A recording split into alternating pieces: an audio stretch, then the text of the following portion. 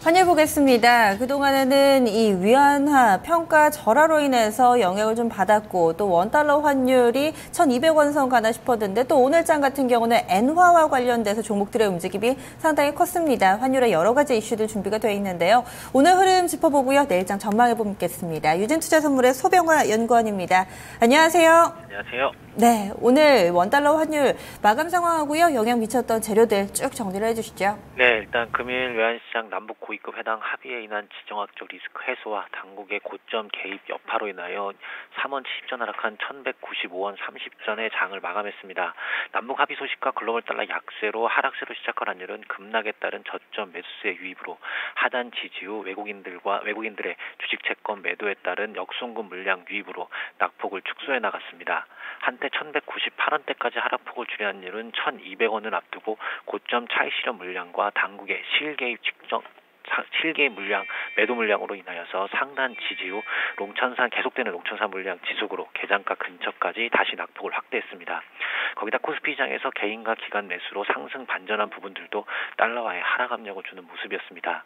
그러나 1,190원 초반대에서 계속되는 역의 저점 매수세와 외인들의 순매도 확대 여파로 추가 하락이 제한되면서 다시 1,190원 중반대로 낙폭을 축소한 환율은 이후 제한된 움직임을 보이면서 1,195원대에서 장을 마감했습니다.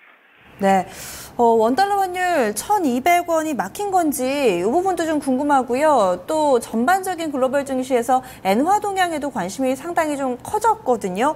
이 부분에서 우리가 좀 받아들여야 할 시사점이 있다면 어떤 부분이 있을까요? 네, 일단은 1,200원에 대한 부담은 어느 정도 일단 시장에서 큰 것으로 보고 있습니다. 그리고 첫 번째로는 당국의 1,200원대에서 고점 매도를 계속적으로 강행하고 있고 오늘도 1,198원 대에서 당국의 적극적인 매도 개입으로 인하여서 1,200원대가 진입에 실패하는 모습을 보였습니다.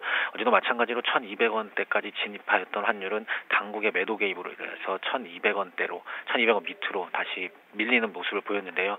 일단 한동안 당국의 의지와 또한 어느 정도 지정학적 리스크 해소로 인해서 1,200원대에서는 좀 상단이 좀 제한될 것으로 보고 있습니다. 엔원 또한 1,000원대가 일단 넘어간 모습을 보였는데요. 일단은 당국에서 또한 1,000원대가 넘어가면서부터 어느 정도 엔화에 대한 하락대에 대한 부담들이 어느 정도 좀 막힌 만큼 어느 정도 엔화 또한 추가적인 상승 흐름을 좀 더 이어나갈 것으로 보고 있습니다. 또한 미국 금리 인상 기대가 약화된 부분들도 엔화의 강세를 좀 더 이어나갈 것으로 좀 예상이 되고 있는 상황입니다. 네. 그렇다면은 내일장 원달러 환율 움직임은 어떻게 예상하시나요? 네, 내일 외환시장은 계속되는 중국 증시 불안과 외인들의 자금 이탈 우려 지속으로 상승세가 좀 다시 재개될 것으로 보고 있습니다. 다만 1,200원에 대한 가격 부담과 당국이 꾸준하게 1,200원 근처에서 매도 개입을 강행하고 있는 부분들은 추가 상승에 대한 부분도 어느 정도 제한될 것으로 보고 있습니다. 거기다 중국발 리스크로 인하여 미국 금리 인상 기대가 약화되면서 글로벌 달러가 약세된 부분들도 1,200원대에서의 흐름을 좀 제한할 것으로 보고 있습니다. 오늘 밤 미국 내수와 건축 지표가 발표 예정되어 있는데요. 발표 후 달러 움직임은 변수가 될 것으로 보고 있습니다. 결국 내일도 중국 증시 하락 증폭과 외인 자금 이탈이 지속될지가 환율의 최대 변수가 될 것으로 보고 있습니다. 내일 예상 환율 범위는 1,190원에서 1,202원 사이가 될 것으로 예상을 하고 있습니다. 네, 말씀 고맙습니다. 네, 감사합니다. 글로벌 통화 전반적으로 변동성 커지고 있습니다. 내일장에서는 원화뿐만 아니라 엔화의 움직임까지도 체크해 보셔야겠습니다. 지금까지 환율 동향 살펴봤습니다.